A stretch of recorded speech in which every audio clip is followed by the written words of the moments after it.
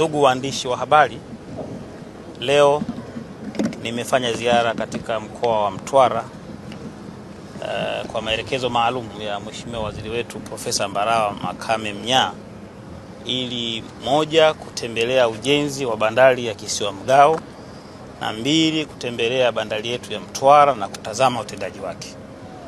Kwa upande wa bandari ya Kisiwa Mgao ambayo kimsingi inajengwa katika halmashauri ya Mtwara vijijini, nimekutana na wataalamu waliokuwa wanasimamia mradi huo, nikiwa pamoja na Chama cha Mapinduzi ngazi ya mkoa, mwenyekiti na viongozi wa serikali.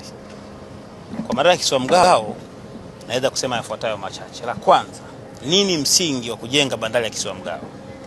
Serikali iliamua kujenga bandari hii mpya ambayo itakuwa inahusika maalum kwa ajili ya kusafirisha bidhaa chafu, yaani makaa ya mawe, saruji na bidhaa zinginezo, ili kutenganisha na bandari hii ya Mtwara ibaki kusafirisha bidhaa za kawaida kama vile chakula, mafuta, magari na vinginevyo.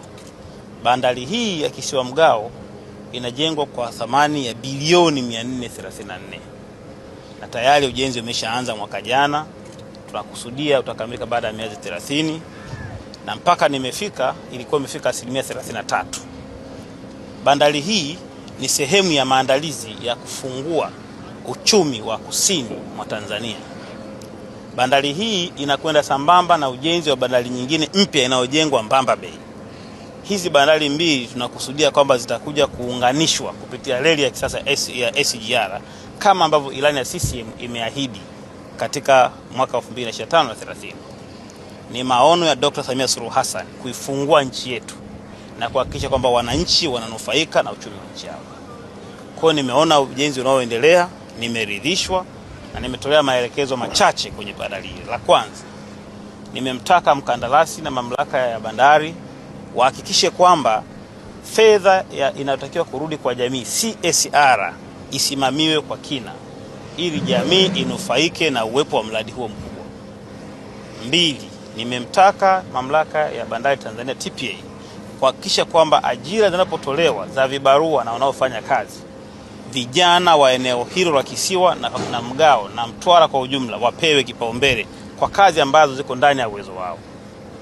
Lakini tatu, nimemtaka mamlaka ya bandari Tanzania ajitahidi sana kusimamia kama kutakuwa na migogoro ya aina yoyote, ahakikishe kwamba inashughulikiwa, kwa sababu lengo la miradi ni kuleta amani, kuleta furaha na kuwafanya wananchi wafurahie maisha yao, ili kuenzi kauli mbiu ya Mheshimiwa Rais ya kutaka tabasamu usoni kwa wananchi wake.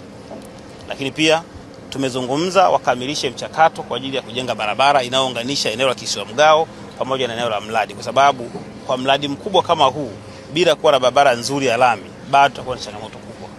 Na kimsingi hayo ndio maombi ya mbunge wa jimbo la Mtwara vijijini. Kwa hiyo mambo mengi ambayo